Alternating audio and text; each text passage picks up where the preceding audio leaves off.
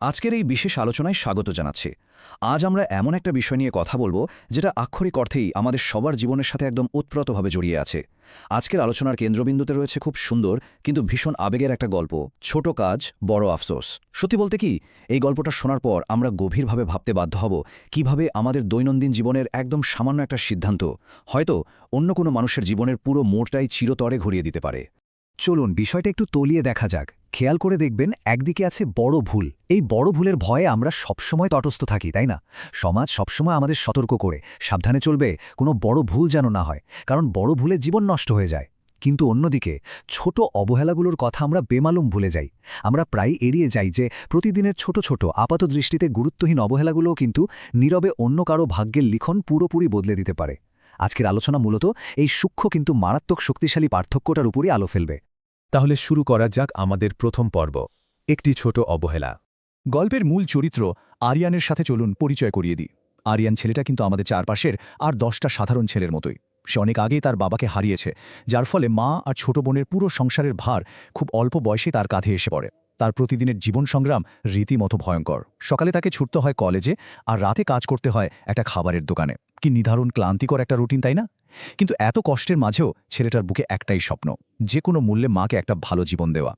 আরিয়ানের এই প্রতিদিনের লড়াইয়ের কথাটা জানা আমাদের জন্য খুবই জরুরি, কারণ যেদিন রাতে তার জীবনের মোড় ঘুরে যায় সেদিন তার মানসিক অবস্থাটি কেমন ছিল সেটা এই প্রেক্ষাপট থেকেই আমরা বুঝতে পারব। আর সেই রাতটা শুরু হয়েছিল এই একটা মাত্র কথা দিয়ে, বাবা একটু পানি হবে। ঠিক এই কথাটাই সবকিছু ওলটপালট করে দিয়েছিল। ঘটনাটা হলো, সেদিন রাতে দোকান থেকে কাজ শেষ করে আরিয়ান চরম পরিশ্রান্ত অবস্থায় বাড়ি ফিরছিল। তার নিজের ব্যাগে কিন্তু এক বোতল পানি ছিল, কিন্তু একে তো সারাদিনের ক্লান্তি, তার উপর বাড়ি ফিরতে দেরি হচ্ছিল। ঠিক তখন রাস্তার পাশে বসা এক বৃদ্ধ তাকে ডেকে ওই কথাটা বলেছিলেন, কিন্তু আরিয়ান সে জাস্ট লোকটাকে এড়িয়ে যায়। সে তাড়াহুড়ো করে বলে দেয় সামনের কোনো দোকান থেকে পানি চেয়ে নিতে, আর সেখান থেকে সোজা হাঁটা ধরে। মুহূর্তের এই সামান্য অবহেলাই কিন্তু পুরো গল্পের মূল টার্নিং পয়েন্ট। এর পরের অংশে আমরা দেখব ভয়ঙ্কর পরিণতি ও অনুশোচনা। আরিয়ান যখন বৃদ্ধকে পেছনে ফেলে বাড়ির দিকে হেঁটে যাচ্ছিল, তার ভেতরের মানসিক অবস্থাটা কিন্তু বেশ জটিল হয়ে উঠছিল। নিজের মনের ভেতর থেকেই একটা প্রশ্ন বারবার প্রতিধ্বনিত হচ্ছিল, একটু পানি দিলেই কি এমন ক্ষতি হতো? ওর ভেতরে একটা অপরাধবোধ ধীরে ধীরে দানা বাঁধতে শুরু করে। কিন্তু আমরা মানুষরা তো এমনই, তাই না? আমরা সবসময় নিজেকে নির্দোষ ভাবতে ভালোবাসি। আরিয়ানও ঠিক সেটাই করল। ওই অস্বস্তিকর অপরাধবোধটাকে চাপা দেওয়ার জন্য সে নিজেকেই নিজে বোঝাতে শুরু করল যে সে তো আসলে কোনো ভুল করেনি, সে তো জাস্ট লোকটাকে সামনের দোকান থেকে পানি নিতে বলেছে, এতে আর দোষের কি আছে? কিন্তু পুরো ঘটনা প্রবাহটা যদি আমরা মেলাই, ছবিটা একেবারে অন্যরকম দাঁড়ায়। রাতে আরিয়ান লোকটাকে এড়িয়ে গেল। পরের দিন সকালে সে যখন আবার ওই একই রাস্তা দিয়ে কলেজে যাচ্ছে, দেখে সেখানে অনেক মানুষের ভিড়। সে কৌতূহলী হয়ে এগিয়ে যায়, আর তারপর তার জীবনের সবচেয়ে বড় ধাক্কাটা শেখায়। সে দেখে রাস্তার পাশে সে বৃদ্ধ লোকটি মৃত অবস্থায় পড়ে আছেন।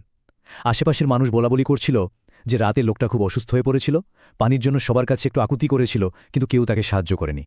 এই একটা মাত্র তথ্য আরিয়ানের পায়ের তলার মাটি একদম সরিয়ে দেয়। এই মর্মান্তিক সত্যটা আরিয়ানকে মানসিকভাবে আক্ষরিক অর্থেই চুরমার করে দেয়। বাবা একটু পানি হবে? ওই বৃদ্ধের সেই আকুতিটা ওর মাথার ভেতর সারাক্ষণ প্রতিধ্বনিত হতে থাকে। রাতের পর রাত ছেলেটার চোখের ঘুম হারাম হয়ে যায়। চোখ বন্ধ করলেই সে শুধু ওই বৃদ্ধের মুখ আর তার সেই অসহায় চাহনিটা দেখতে পায়। একটা সামান্য কাজ, এক ঢোক পানি, হয়তো জলজান্ত একটা জীবন বাঁচাতে পারত। এই উপলব্ধিটা তাকে ভেতর থেকে কুরে কুরে খেতে থাকে। এবার আমরা প্রবেশ করছি তৃতীয় পর্বে, পরিবর্তনের শুরু। এ ঠিক কয়েকদিন পরের কথা। এমন একটা ঘটনা ঘটে যেটা আরিয়ানের জীবনের মোড় একদম ঘুরিয়ে দেয়।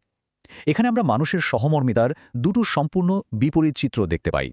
একদিন আরিয়ান দোকানে কাজ করছে, এমন সময় ময়লা কাপড় পরা, চোখে পানি নিয়ে একটা ছোট ছেলে এসে বলে যে তার খুব ক্ষুধা পেয়েছে। দোকানের মালিক স্বাভাবিকভাবেই প্রচণ্ড রেগে গিয়ে তাকে ধমক দিয়ে বলে, এখান থেকে যা। কিন্তু আরিয়ান এবার আর চুপ করে থাকেনি। সে সরাসরি মালিকের নির্দেশের অমান্য করে ছেলেটাকে ভেতরে এনে বসায় আর নিজের জমানো টাকায় তাকে খাবার কিনে দেয়। মানুষের প্রতি মানুষের এই যে সম্পূর্ণ ভিন্ন দুটো দৃষ্টিভঙ্গি, এটা সত্যি আমাদের গভীরভাবে ভাবায়। ক্ষুধার্ত ছেলেটা যখন একগাল হাসি নিয়ে খাবার খাচ্ছিল, আরিয়ানের চোখ তখন আনন্দে আর তৃপ্তিতে ভিজে ওঠে।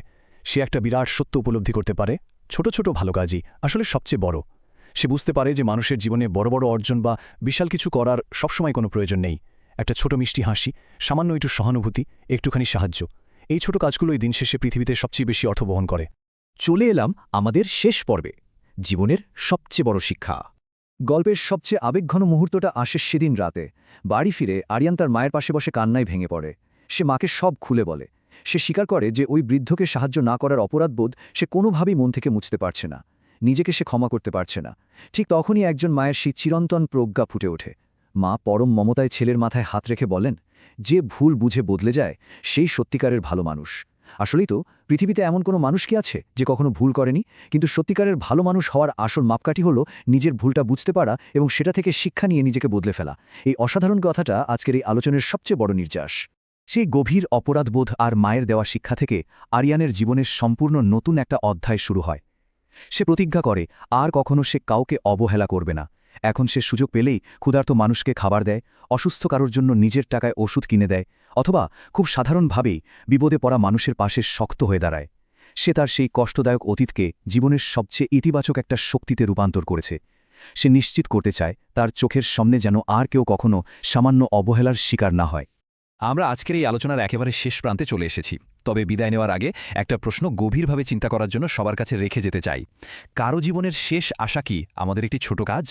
একটু ভেবে দেখুন তো, আমরা কেউ কিন্তু জানি না কখন আমাদের বাড়িয়ে দেওয়া এক গ্লাস পানি, একটা মিষ্টি হাসি বা সামান্য একটু সাহায্য কারো পুরো পৃথিবীটা বদলে দিতে পারে, বা হয়তো কারো জীবনের একদম শেষ আশা হয়ে দাঁড়াতে পারে। তাই আমাদের সবার উচিত জীবনের কোনো ছোট ভালো কাজকেই কখনো অবহেলা না করা। আশা করি আজকের এই গল্পটা আমাদের সবাইকে দৈনন্দিন জীবনে আরও একটু সহানুভূতিশীল, আরও একটু মানবিক হতে অনুপ্রাণিত করবে।